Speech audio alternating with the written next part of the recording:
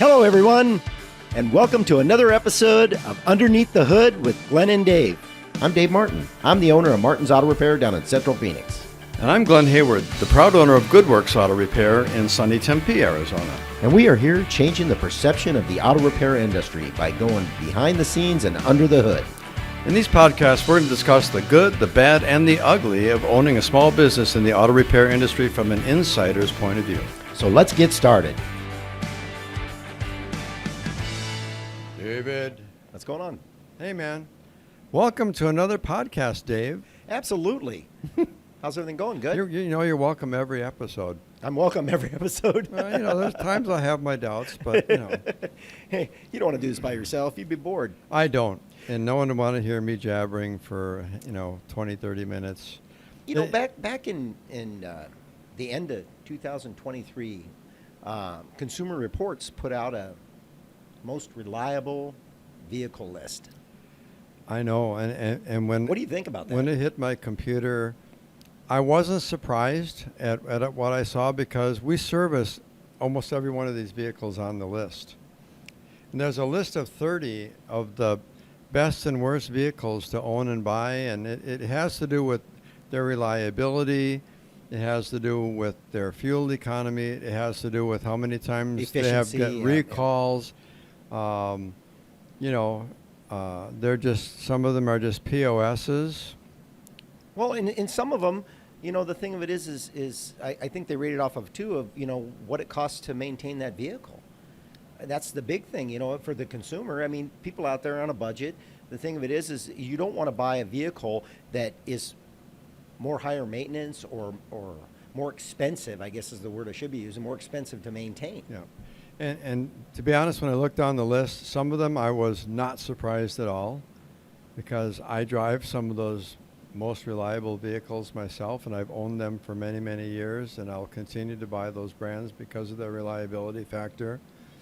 Isn't it kind of funny how you can get a vehicle out there and you just know you got I would buy customers getting 300,000 miles out of their vehicle, and you're just like, wow. And they don't have to put a ton of money into them to get there. They don't, and that's why they keep buying them. I mean, their next car after they've driven this one for 15 or 20 years, or they want to buy, they'll pass theirs off to their kid, and their kid's still driving it with 250,000 miles on it, and they don't have any qualms over safety or reliability or anything else like that, and they go out and buy another one of the same brand. And cost of maintenance. That's a huge thing. We get customers go out and buy a car. They don't talk to us. They don't tell us they're going to go buy it. They go buy this car and they bring it into the shop. Yeah. And they're like, why is it so expensive to maintain this vehicle? Because you brought the wrong vehicle. Yeah. So I always tell all my clients, and we put it out in our newsletter. We let them know, hey, look, if you're in the market for to buy another car, have a conversation with us. Let us help you. I'll give you a copy of this list. Yeah, right. But let us help you. Let us help you find a vehicle that fits your needs. Yeah, but this car isn't trendy and sexy, and it's not what all my friends are driving. Well, they're stupid, okay? So who's the best? So Glenn, who's the best and who's the worst? Well, yeah, I'll just give you the best and worst right off the top. Top brand is Lexus. Not surprising at all. Are you surprised by that? No. The worst is Chrysler. Yikes. Okay, so number 1 is Lexus. Number 30 is Chrysler. We're going to go down the list a little bit. Wow. We'll stop and pause and kind of look at this. But as we go down this list here, the second one in line is Toyota, which is, they make Lexus, okay? Yeah. The third one, this one really shocked me, Mini. Mini Cooper is a brand that's made by BMW. Perhaps they've become more reliable in recent years, but every time I see a Mini come into our shop, it's usually on the back of a tow truck. It's not, driven in here, or when they are driven in here, they're rattling and clattering and the check engine lights flashing. And again, I'm not here to condemn anybody's brand. I'm here to inform you about my experience, Dave's experience, and the general automotive experience. And here, the ratings usually speak of themselves. But Mini has apparently improved their product in recent years. Think so. Yeah, I think so. And we don't see as many of them coming in. We used to every time we saw a Mini on the back of a thing, we knew it was going to be a $6,000 or $7,000 deal. Well, and in fact, we said this on other podcasts before. The thing of it is when they design a completely new car, You typically don't want to buy the first year model, because usually that's you're the guinea pig. You're the one that's working out all the bugs, and they want to get it out there, and then they find out different climates have different problems. Yeah. They find out there's a lot of things, and they try to do all the safety tests and do all that stuff and try to test them, but they don't test them in all different climates. Right. And because BMW builds Mini, they've got a pretty good reputation. They're in the green zone here at number 9. Following Mini is Acura, which again, that's the high end. That's a Honda. That's a high end Honda. And then Honda's right after that, and then 6 is Subaru. Again, I'm not surprised. Subarus are very reliable cars. I've owned a few of them. I've sold a few of them. Yeah. We have a lot of customers that come in with them. If you're not out there, I'd say the most problematic one is the WRX, and that's because people just go out there and beat the hell out of them and burn the tires and are doing donuts. Well, they sell it as almost an off-road vehicle. It's a utility vehicle basically, and it's it's got all-wheel drive, and it's got it's all that other stuff, and so typically they probably take a little bit more of a beating. Yeah, I mean all the Subarus are all-wheel drive. That's one of their brags in the industry. I don't know if they were always all-wheel drive. In fact, I know I worked on some Subarus when I was a young man, 1-cylinder, 2-cylinder vehicles that they had no wheel drive. Yeah, no, yeah, they did. They had 2-wheel drive, but they have earned their bones in the right, industry. They have earned their bones. Yeah, that's their little niche. Is they sell an all-wheel drive vehicle, and so people, when they buy it, they use it for camping, they use it for off-roading and stuff. So it's and you see these people driving around these big 4-wheel drive trucks that are jacked up with these big old tires on it, and these people take these Subarus out, the same places they take those trucks. I had a friend, Dave Peterson. His father owned a Subaru. It was a rear-engine van. It looked like a mini Volkswagen van. Oh. And it was a 2-cylinder motor. I mean, it was crazy, man. Yeah. And we used to work on that thing, and we'd go out and beat the hell out of it and then fix it again. And, of course, his dad didn't know we were beating the hell out of it. But the point is that it was just, the thing was almost indestructible, And so following Subaru is Mazda, which is, again, not surprising. In fact, I read a Consumer Reports earlier last year, and Mazda was one of the top. It was the number 1 most reliable, well-built vehicle, brand in the ratings. Another one here that surprised me right after Mazda is a Porsche. Wow. Porsches aren't really popular. They're very expensive, high-end cars. They're impeccable to drive, and the luxury. Things that they put them are amazing. They got a lot of bells and whistles in them, that's for sure. They You're do, 100% right about that. but sometimes with certain models anyway, their reliability factor has been great. It's followed by BMW, who of course makes Mini as well. They're 9 on the list, and then Kia is after that, and I own a.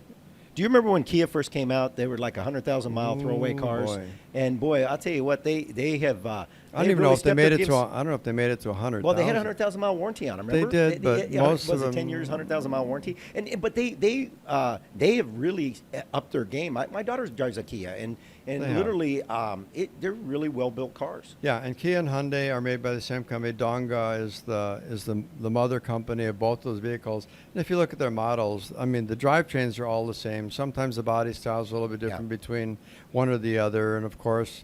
The Kona and some of the other ones that have come out in recent years. The Kia Sportage was very popular, still is to this day. Yeah. A lot of nice, fun little cars. I rented them when I go out of town on a vacation, and I'm flying out someplace, and I'll rent a Kia. One point I want to make is like you talked about Lexus and Toyota being at the top 2, and you got and who holds their value the best? I mean, let's face it. I mean, when you're a top-rated car like this, I got some customers that Toyota 4Runner is a popular vehicle. Oh my God! People keep those for 400,000 or 500,000 miles. They don't want to get rid of them. And then they turn around and sell it with 400,000 miles on it. And I mean, and get top dollar for it. Get top dollar for the car. It's because amazing. They're in such high demand. And when you get a vehicle like something like the Toyota or Lexus or whatever. You can keep them for a long period of time, and you still can get some of your money back out of the car. A lot of these cars deplete their value pretty quickly. Yeah.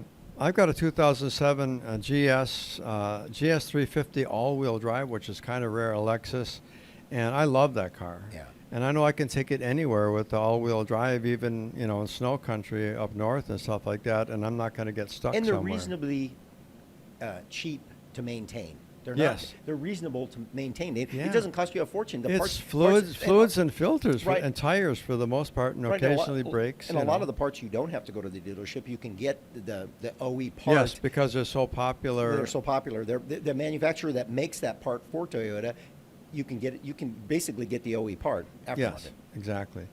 And so continuing to go down the list here, we covered Kia and Hyundai. And again, I think they make a great product. I've owned a bunch of them myself.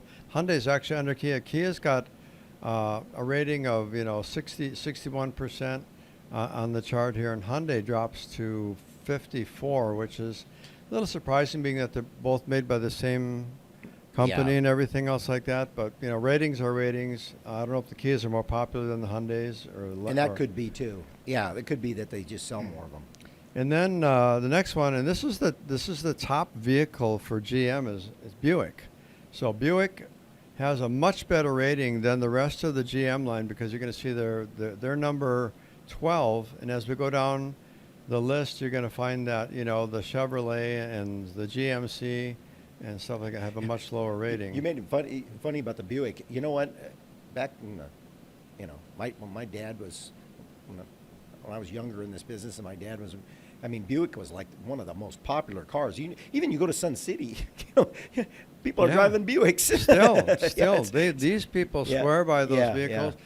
They've driven Buick since they were their father's child. Yep. And they bought a Buick, and they kept buying Buicks, and they've never had problems with it. And Buick has been one of the most, believe it or not, Buick the and most Oldsmobile. innovative of all the GM brands. They have more engine and transmission and stuff innovations than any of the other ones. More than Pontiac, more than Oldsmobile. Remember when Oldsmobile was around?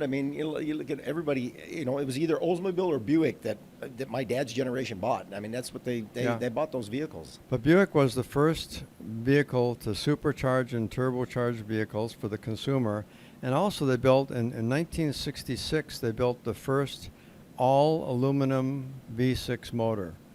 Oh, yeah, I remember Yeah. that. I remember and that, so they had, like I said, innovation. Their engineers were either insane or genius, but Yeah. but their cars They were on the have been cutting very- edge. They were on the cutting edge of Right. the innovation. So we'll and move on technology. down our list here from Buick. Infiniti is next. Again, not a surprise. Infiniti owns Nissan, or Nissan owns Infiniti, I should say. Right. And then 14 is Tesla, which again, it doesn't surprise me. They're great cars. They're very reliable cars, and when you need something, the parts are usually available, and it's not a big deal. Next is Ram, which is of course the Dodge truck Right. line. The They're truck line. 15 on the list. So they fall right in the middle. And actually, I got to tell you, I think that I've got a Dodge Ram as one of my shop trucks here, and I love the thing. It's got the 5.7 liter, Hemi motor, amazing motor. Yeah. Reliability, I had zero problems with the vehicle. So I can tell you that brand is still good to the day. Following that is Cadillac, which you'd think Cadillac would be somewhere up on the list with Tesla. With They Lexus used to be. and everybody Yeah. else, and they used to be. But they're putting the same drivetrains in virtually every GM car that there is. There's no more innovation. The Buick motor is the same as the GMC, is the same as the Chevrolet. Yeah, a lot of the cross. They're motors all, just crossed, it was more economical for them to go to one size fits all. They're different displacements.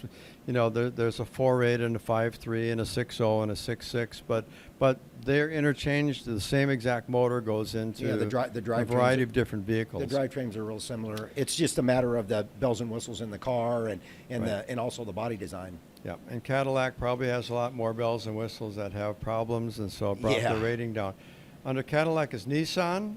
Again, that's, always been considered a pretty rock-solid vehicle, but they've fallen below the middle of the list of reliability. I've personally been pretty disappointed in some of the Nissan products that I've seen. And I don't know what happened to them. Years and years ago, I had customers that had little Nissan trucks. Those Nissan trucks were bulletproof. I got a 93 Nissan right here, a D21. Awesome truck. Well, Four-cylinder, I had a five-speed I had a customer that used to drive to California and Phoenix. He'd go back and forth for work. He had 450,000 miles on it. Yeah. And it was an older Nissan. He drove the wheels off of it.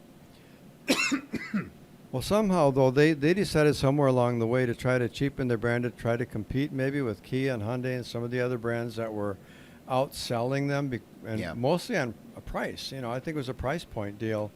And I think they overly cheapened their brand. I think you're right. And again, I'm not out here to slam any. It's just my observation of the quality of what they had, 20 years ago compared to what they have now. Some people are just brand And loyal, and they buy the Nissan because they've always had a Nissan. A couple years ago, we had some engineers come from Nissan. They came to our shop. I don't know how they found us. They found us maybe on their website or whatever, and they wanted to talk to one of my techs about their brand and said, we want to know the good, bad, and the ugly about the brand. So he sat down and he talked to them, and what they're trying to fix a lot of some of their issues that they were having at that time, and I don't remember what the issues were, but yeah, they realized that their brand had dropped. Yeah. Well, the next one on the list is Genesis, and of course, Genesis is the Lexus of Kia and Hyundai. It's their top brand with all the bells and whistles. Yeah, performance. I'm surprised that it dropped that far below. It did. It's 18 in a list of 30, but well, in Kia, you said Kia was 10 and 11. Yeah. And so that's a significant drop. And Genesis is an impressive vehicle by looks and by performance and everything.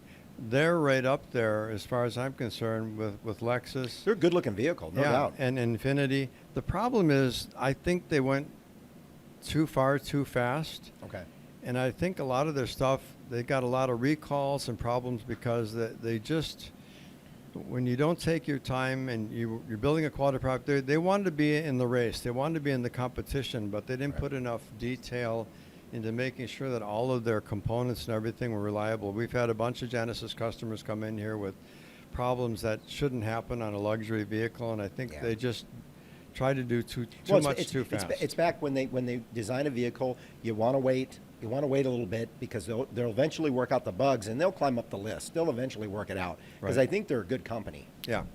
The next one under Genesis is Audi. Again, not surprised. I am not really keen on German vehicles whatsoever. I'm not a big Volkswagen fan. I'm not an Audi fan. I'm not a Mercedes fan.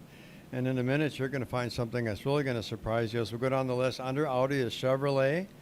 Yeah. We talked a little bit about that before, so we'll move on. Dodge is under that at number 21, which, again, doesn't surprise me. We've got a ton of Dodge vehicles in there with just ridiculous problems on them and very expensive repairs.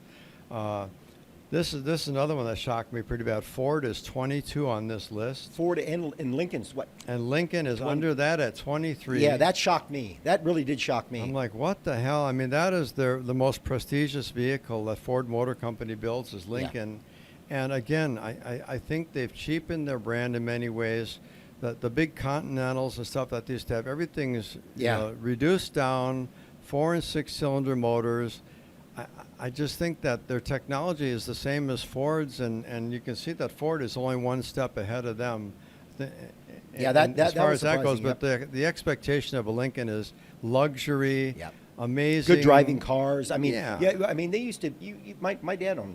I think my dad at one time had 3 or 4 Lincolns, and those things, I mean, were the smoothest riding cars. You didn't feel the bumps. I mean, you go on a road trip with that car, it was awesome. Well, that's why all these limos and stuff. You know what I mean? Yeah, I think that many of these automotive manufacturers are trying to over-engineer stuff to try to keep up with the Joneses, if you will, and they end up failing because their technology isn't thought through enough to become reliable. Well, remember you think about that. Remember the airbags that Lincoln was putting in their cars, and those things would go out, and you'd see your car come out in your driveway, and your car would be sitting on the ground. But if you're in water, you could float for a long time. Yeah, well, there you go. But and those airbags weren't cheap either. So under Lincoln is GMC, which again, it's another, General Motors. So the GMC is the Envoy and the pickup trucks and all the other ones that they make out there. They are 24th on the list of 30 for, in this case, unreliability. Oh, wow. Volvo is under them. Again, another luxury brand that has just, I don't know what they've done. Volvo used to be very highly respected and everything else like that. And their engines and trannies would go for a long ways. You could drive the wheels off those Volvos. Yeah, and I'm just thinking that they have tried to keep up. They're being outsold 10, 20 to 1 by every other brand. So Well, weren't they bought out by another company too, though? I mean, some of these companies have been, they've been bought out by other companies, and then They then, have. then what happens is their brand goes down. Yeah, because the same people who used to do the TLC on all of every, Quality watched control, every yeah, step yeah, of it, yeah. they're just trying to mass produce vehicles now and get them out on the lot and sell them. So under Volvo at 25 is Jeep, which is 26. And I tell you, every time a Jeep comes in, I hear my cash register ringing Yeah. because these things are the biggest piles of junk in terms of the manufacturing process, the quality of the parts that they're putting in them. And there's a lot of Jeeps out there. I mean, there are. a They're lot of one Jeeps. of the most popular freaking cars Yeah. for people who are between the ages of 20 and 70. Yeah. I mean, everybody wants to have the Jeep. I had a friend of mine that just says, oh, yeah, she wrote a thing, says, oh, yeah, my husband finally got his dream vehicle, and here's this. And he was a Chevy guy. He had a hot rod Camaro that he used to drag race and road race and everything. And he finally gets his, sorry about this, Jay, if you're listening, but he finally gets the dream vehicle of his thing that's a Yeah. Jeep. And I'm thinking, oh, man, well, I hope you're rich, Jay, because you spend a lot of money keeping that sucker on the road. So under Jeep is Volkswagen, of course. Not surprising. Again, when these things come into the shops, they are broken. They cost a lot of money to fix. The parts that they choose to use in these things suck. A lot of plastic piping, a lot of plastic thermostat housing, a lot of plastic this and that. Yeah, they got design flaws. They just got design yeah, flaws. it is horrible design flaws, which make them. Again, I'm not here to bash anything. I'm just telling you by experience. I'm not surprised at these numbers. The one that after this is a Rivian, which is an electric vehicle. I don't know if I've ever seen one. I'll probably never see one. They're not that popular, but No. apparently at number 28 out of 30, they're not building a very good I saw one in competitor. I saw one in a parking lot the other day, but I've not seen one in my shop. Okay. And we probably won't. They're just not that popular, and they're probably going to the Rivian dealer wherever they Yeah, exist. Right. And here's the shocker. Number 29 is Mercedes-Benz. Wow. One of the most highly esteemed, prestigious luxury vehicles. They are number 29, and they are only considered 23% reliable. My jaw dropped when I saw this. It's Wow. like, are you kidding me? This is like, if you're a rich boy, this is probably what you want to be driving is a Mercedes-Benz. Now they cost you more to keep on the road than they cost you when you purchased it. Well, and I tell people, if you want to buy a status vehicle, you want to buy something that is fits whatever you want. I mean, lease. If you lease it, you get rid of it in 3 years. You don't have to deal with any of that. And that's a big deal too, is they really do push their lease things, as does BMW and some of the other luxury cars. But you're still going to spend, $30,000 leasing one for 3 years, or You're probably right. $40,000, Yep. or maybe more than that. And they dump it on the next guy. And part of the problem with many of these manufacturers is they give these outrageous longevity specs on. Oh, you never have to change the transmission fluid, change the motor oil every 15,000 miles. Ladies and gentlemen, there is no oil company in the world that will guarantee their oil for 15,000 miles. And these people are pushing this stuff to try to make it look like, oh, it doesn't cost that much. You never have to maintain this. You never have to change the transmission fluid. You never have to change the coolant in the life of the car. Never have to change the oil, but every 15,000 miles, come into the dealership and we'll take care of you and blah, blah, blah, blah, the TLC thing. And it's all a bunch of crap because when that transmission blows up, it's a $15,000 deal. And then they say, oh, just bring it in. We'll take it in trade and we'll sell you your next one. No, thank you. All right, and on the very bottom of the list, here it is, the bottom of the barrel, Chrysler. Now, Chrysler is the corporation that owns Dodge and Jeep, and Fiat owns them. And I can tell you, ever since Chrysler has sold out, they sold out to Daimler, and they were so bad that even Daimler, who makes Mercedes-Benz and everything, who was only one up on the list from there, from there being at the bottom of the toilet, Daimler dumped Chrysler because they built such crappy cars that even Daimler chewed them up and spit them out and says, we don't want to have anything to do with you, your technology or lack thereof, your designs or whatever it was. So that's the list of 1 to 30. Lexus is at the top. Chrysler's at the bottom. None of it, like I said, there was a few surprises in there, but I can give kudos to those cars that are in the top, 15 anyway, because I've driven and owned them and I work on them, and I can tell you the reliability factor is where it should be. And the ones that are on the bottom of that list, as soon as they drive in and you hear this ticking noise, I mean, how many lifter jobs have you done on GM vehicles? Oh yeah, they had their issues with that. We just did a 4A. We do 5.3, 6.0, 6.6 is all the same. They use roller rockers, and the camshaft that moves the valves up and down. They wear out and they start ticking. They start feeding metal into your engine, and it's about a $7,000 proposition to take.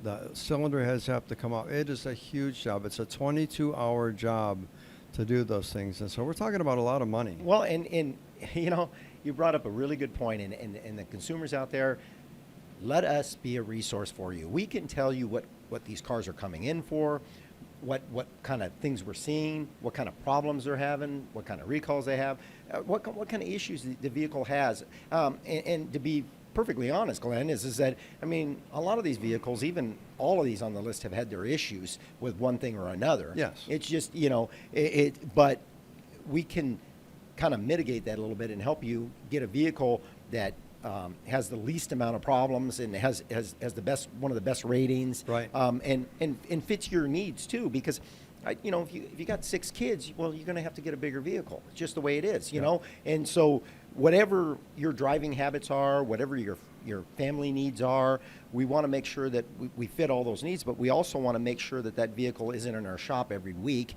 and you just dumping money into it, because it's no fun for us and it's no fun for you either. So let us be a resource for you. Go in and ask your shop that you go to on a regular basis, hey, I'm thinking about buying a car. What car should I stay away from, and what car should I look at?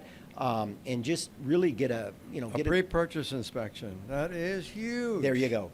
I'm glad you said that too. Pay the $100 and have us go through your prospective vehicle. We don't know if it's been in a tornado, a hurricane, whether it's been underwater. We can tell you that. We can keep you away. I shared a couple episodes ago about a Porsche that came in here, and it was underwater. The seat runners, where the seat goes back and forth, were rusted. It had a module burned out, and we couldn't even, the customer took the car back and says, well, I'm not going to fix it. But, the car it had a Florida plate on it. There were so many telltale signs that something could have been wrong with that vehicle. Well, and it's not going to end. I mean, it's going to be you're going to fix that module, and it's going to be another problem. There are literally millions of vehicles that have been underwater. Yeah. They dry them out, they polish the pig, and they get them to run, and then they offload them on unsuspecting people. So please, please, please. And you never know. It doesn't have to be a hurricane vehicle to be a bad vehicle. There are things that we can find on the vehicle. If you want to still buy it and fix the stuff, that's fine, but you can also use that as a bargaining chip to lower the price of what the people are asking for it. So do your diligence, folks. Don't waste your hard-earned money. Right, and let us help you. Let us be a resource for you, and let us help you, because we definitely, like I said, we want to make sure that you buy something that's totally reliable for you and fits your family's needs and your driving habits. Right. So, Glenn, well, I guess to wrap this thing up, basically that's very informative. That you can look at that Consumer Reports, and there again, we are going to put the link on the bottom of this here, so you can always click on that and look at it yourself, and you can read. Yeah, we're not making this stuff up. Yeah, there's a lot more information on there than what we just told you, so you can look all that up, and then and figure out what's the best vehicle for you. But there again, like I said, let us help you, and let us be a resource. And remember, you cannot make an informed decision without having information. Glenn, if they want to listen to another podcast, where can they go? Podcastunderthehood.com. That's podcastunderthehood.com. Don't miss another episode. We'd love to see you. Look forward to talking to you next time. Thank you.